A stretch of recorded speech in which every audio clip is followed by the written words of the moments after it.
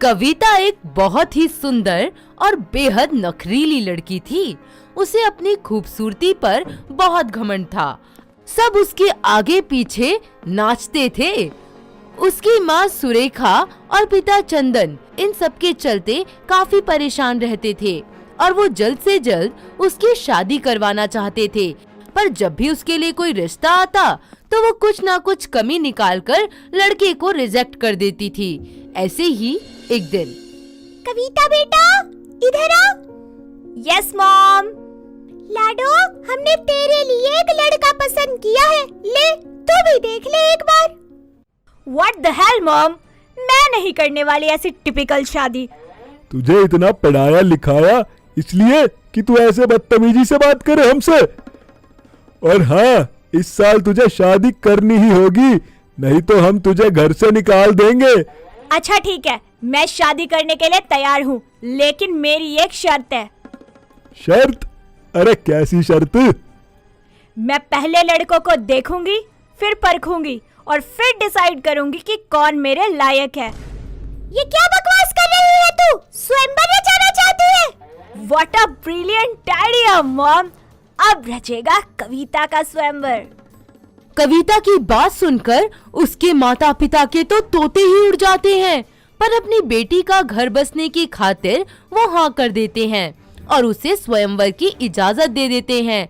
बस फिर क्या था, वो अपने स्वयंवर के पैम्पलेट छपवाकर पूरे शहर में लगवा देती है, जिसको पढ़कर उसके घर के बाहर लड़कों की लाइन लग जाती है। कुछ दिन सबके इंटरव्यू लेने और बात करने के बाद कविता 7 लड़कों को सिलेक्ट कर लेती है।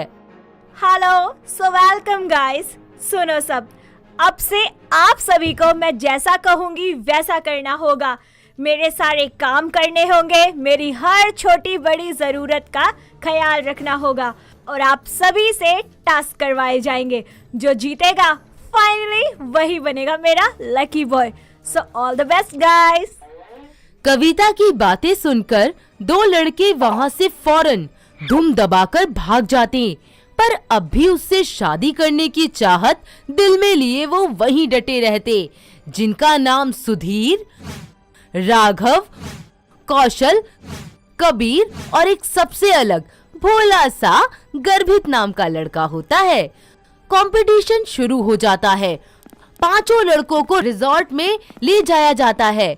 यहाँ राघव चालाकी दिखाते हुए कविता का हाथ पकड़ उसे इम्प्रेस करने की कोशिश करता है।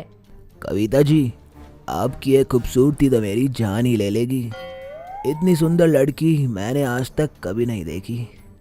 अरे हाथ छोड़ कविता जी का, इतने कोमल हाथों को छूकर गंदा कर दिया। अरे कविता जी, लाइए मैं आपके हाथों को सैनिटाइजर से साफ कर देता हूँ। सब लड़कों को ऐसा करते देख गर्भित को बिल्कुल भी अच्छा नहीं लगता। ये सब क्या कर रहे हो आप लोग? दूर हटो कविता जी से और आराम करने दो उनको। गर्भित की बातें सुनकर कविता उसे देखती ही रह जाती है। उसे वो सबसे अलग और खास नजर आता है। Very nice, impressive and you all. मैं तुम्हें तुम्हारी टाइमिंग, लोकेशन सब कुछ बता दूंगी कि कौन मुझे कब, कहां और कैसे मिलेगा। ओके, सो अब कल मिलते हैं फिर। बाय। अगले दिन कविता रेडी होकर उन सबसे मिलने एक रिजॉर्ट में पहुंचती है और सबको स्विमिंग पूल के पास बुलाती है। ओके गाइस, तो आज आप सभी को मेरी मसाज करनी होगी एंड मैं नोटिस करूंगी कि आप सब में से सबसे ज्यादा बढ़िया मसाज कौन करता है और मुझे रिलैक्स फील करवाता है। आपको ये सब मसाज करेंगे? आपको नहीं लगता कि ये थोड़ा ज्यादा हो जाएगा? यू डोंट वरी, अगर आपको नहीं आता तो आप अभी स्किप कर सकते हैं और यहाँ से जा सकते हैं। No no, I am okay, no problem. सभी लोग एक एक करके कविता का मसाज करना शुरू कर देते हैं। लास्ट में गर्भित की बारी आती है। वो उसे शोल्डर की जगह हेड मसाज करता है। कविता को उसका किया हुआ मसाज बहुत पसंद आता है और गर्भित वो टास्क जीत जाता है। अगले दिन एक नया टास्क शुरू होता है, जिसमें सभी को उसके हाथ पर किस करके उसको प्रपोज करना होता है। ये सुनते ही गर्भित फिर से हैरान हो जाता है। कविता जी, क्या ये सब करना ठीक है? लिसन गर्भित, ये मेरा स्वयंवर है और यहाँ मेरी मर्जी चलेगी। तुम्हें टास्क नहीं करना तो ये तुम्हारी मर्जी है। You may leave now. गर्भित उदास होकर एक कोने में खड़ा हो जाता है और सभी लड़के एक एक करके अपने घुटनों के बल बैठकर कविता को प्रपोज करते हैं। ये सब देखकर गर्भित को बिल्कुल भी अच्छा नहीं लगता। जब उसकी बारी आती है तो वो बिना कविता को किस किए कहता है, Kavita ji, I love you. मैं आपसे खुद से ज्यादा प्यार करता हूँ और मेरा प्यार एक किस का मोहताज नहीं है। इनफैक्ट इन सबको ऐसा करता देख मुझे बिल्कुल भी अच्छा नहीं लगा। गर्भित की बातें सुनकर वो उससे नाराज हो जाती है और गुस्से से विनर के नाम की अनाउंसमेंट करती है। सो फाइनली आज मुझे जिनका प्रपोज सबसे ज्यादा पसंद आया है उनका नाम है राघव। ये सुनते ही गर्भित की आंखें आंसुओं से भर जाती हैं। कविता जी, मैं ये सब और नहीं देख सकता और मैं ये सब छोड़ के यहाँ से जा रहा हूँ। लेकिन एक बात जरूर कहूँगा कि मैं आपसे वास्तव में बहुत प्यार करता हूँ। अरे ओ भाई, जा जा, ये भाषण कहीं और देना। रुको राघव, असली विनर तुम नहीं बल्कि गर्भित है। अरे कविता जी, ये क्या कह रही हैं आप? सुनो गर्भित, प्लीज मत जाओ। मुझे तो तुम पहले दिन से ही पसंद हो। नहीं मैडम, अब नहीं। मैं समझ गया हूँ कि आप मेरे लिए तो बिल्कुल नहीं बनी। प्लीज गर्भित, ऐसा मत कहो। मैं सच में तुमसे बहुत प्यार करती हूँ और मैं तुम्ही से शादी करना चाहती हूँ। ठीक है, पर शादी से पहले मेरी भी एक शर्त है जो आपको माननी होगी। हाँ गर्भित, तुम जो कहोगे, जैसा कहोगे, मैं सब कुछ कर दूंगी। आपको मेरी माँ और मेरे घर की सारी जिम्मेदारी उठानी होगी। गर्भित खुशी खुशी अपने घर जाता है और अपनी माँ सुजाता को बताता है कि वो कविता से शादी करना चाहता है, जिसे सुनकर सुजाता गुस्से से तनतना जाती है।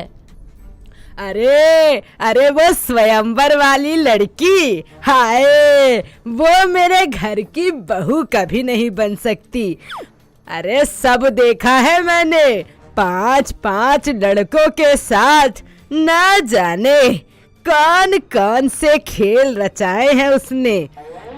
नहीं माँ, वो अब ऐसी बिल्कुल भी नहीं है। और स्वयंवर में बुराई ही क्या है भला? ये तो पुराने समय में भी लोग करते थे। अरे पुराने जमाने में माता पिता लड़के का बल देखते थे, बुद्धि देखते थे, और अब ये लड़कियां लड़कों का काम और बॉडी देखती हैं।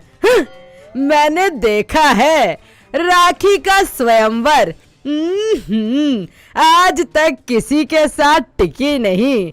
ऐसी लड़की बिल्कुल भी नहीं चाहिए। माँ बस भी करो, मैं उससे प्यार करता हूँ और शादी भी उसी से करूँगा। और हाँ, मुझे पता है कि वो आपका मन भी जीत लेगी। गर्भित की बात सुजाता को सही लगती है और वो उन दोनों की शादी के लिए मान जाती है। कविता घर में आते ही अपनी सारी जिम्मेदारियां निभाने लगती है और उसे ऐसा देखकर सुजाता को बहुत अच्छा लगता है और सभी एक साथ खुशी खुशी रहने लग जाते हैं और कविता का भी घर बस जाता है। तो देखा दोस्तों, किस तरह हमारी स्वयंवर वाली बहू ने अपना दूल्हा चुना। क्या आपके आसपास भी ऐसी बहुएं हैं? अगर हैं तो हमें कमेंट करके जरूर बताएं।